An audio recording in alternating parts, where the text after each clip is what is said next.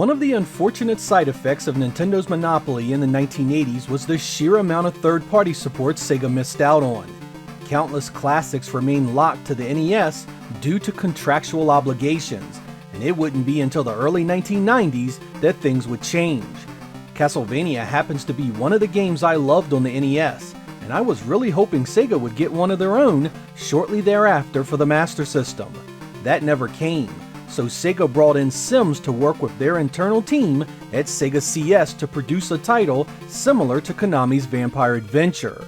For those of you that don't know, Sims was formed as a joint venture between Sega and Senritsu, and had developed numerous Master System games already, such as Psychic World and Ninja Gaiden. They had a heck of a task in front of them here, however. Castlevania was highly regarded as one of the best action series available at the time, and they had some big shoes to fill trying to duplicate that success. The big question is, how'd it turn out? Did it live up to the billing as a Castlevania clone? And finally, did it scratch that itch that Sega fans had had since 1986? In this episode, we will be looking at Master of Darkness, a title that shamelessly borrows many elements from the Castlevania games. We'll discuss what it got right and what it got wrong, and render a final answer on whether it lived up to its source material.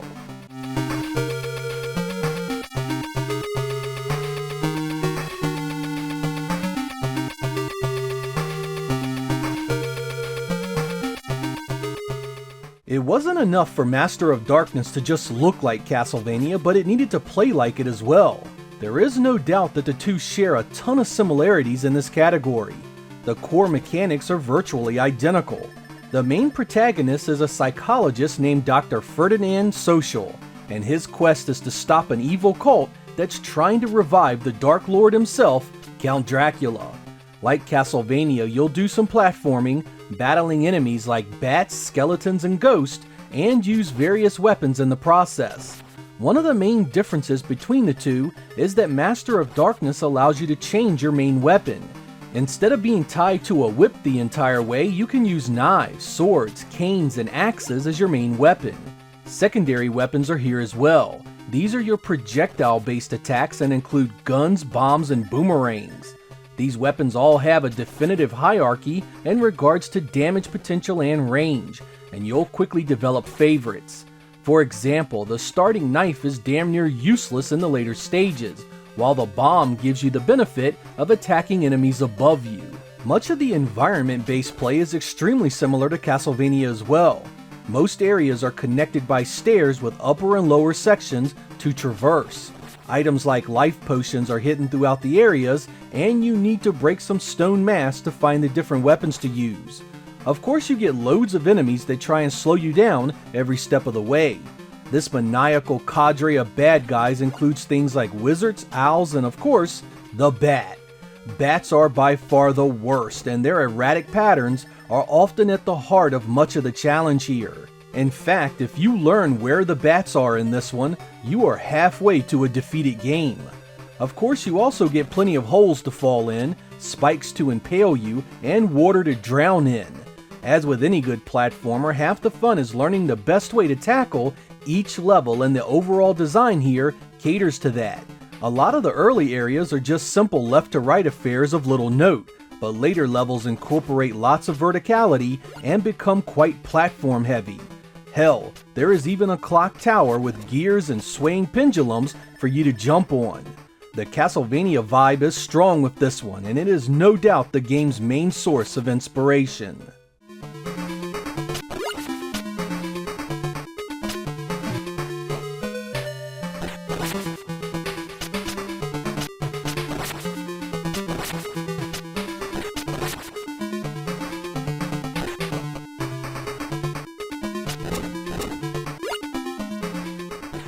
Visually, Master of Darkness is quite good looking for a 2 megabit cart.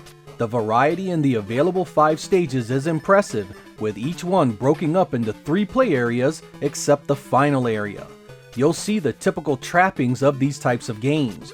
Everything from stained glass windows, spooky caves, graveyards, and of course Dracula's castle.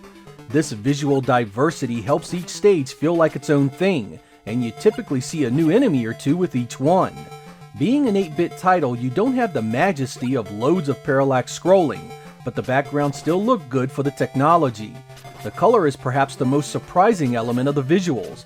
Despite the setting being dark and foreboding, you still get some decent color variation throughout. This is felt on the stages and sprites and is one of the areas where I feel it definitely has a leg up on its NES inspirations. It's a very respectable looking title that stands with some of the better looking games on the platform.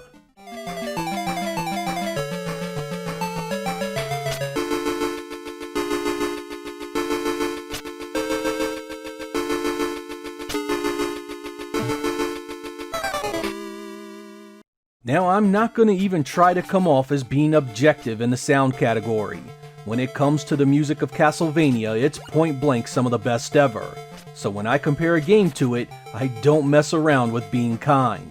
And unfortunately, this is one area where Master of Darkness is absolutely slaughtered. The stuff you hear in the NES games is simply out of this game's league.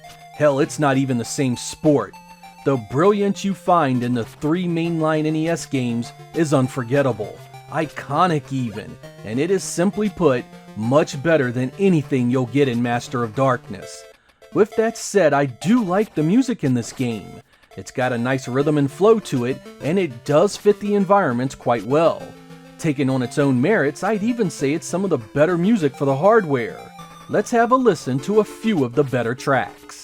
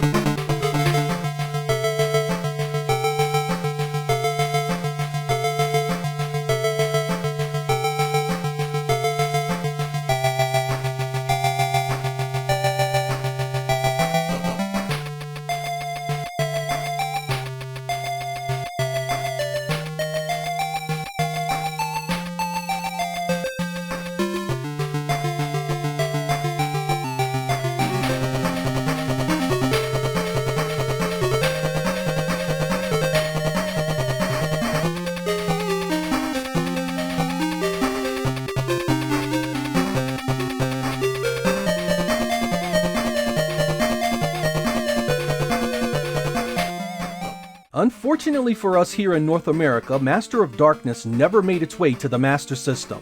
Only Europe, Brazil, and Australia received it. North America did see the Game Gear version, titled Vampire Master of Darkness.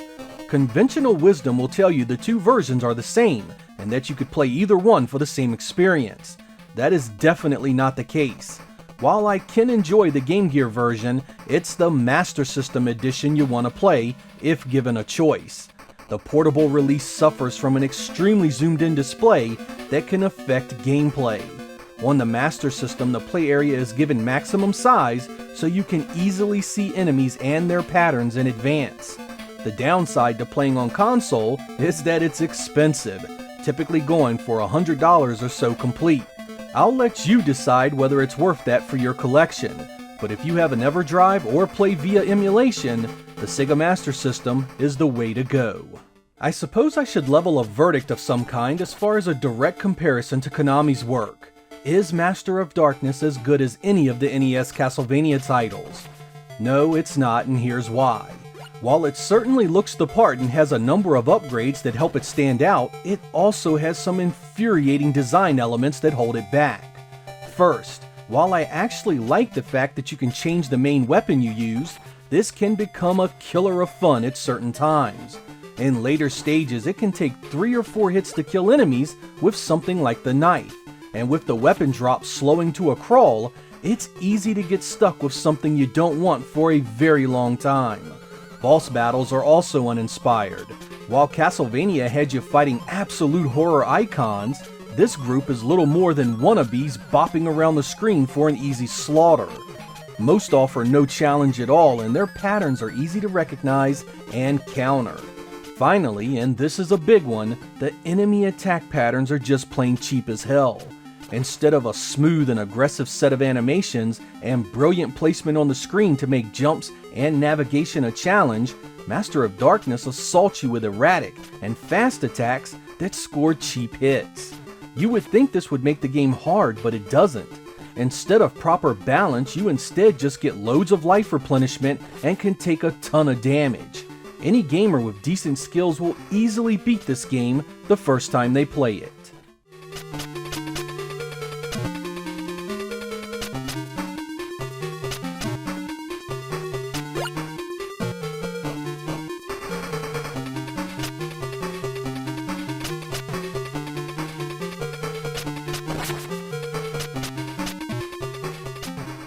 So then, what's the verdict?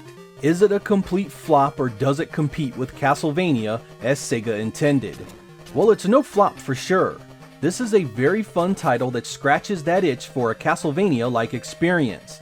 It's got solid graphics, the sound and music are respectable, and the gameplay good enough to say it's a winner.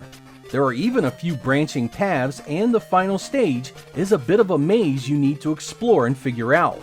It definitely has its problems, however. While Castlevania had unforgettable music, silky smooth gameplay, perfectly placed enemies, and killer boss battles, Master of Darkness only partially succeeds in these areas.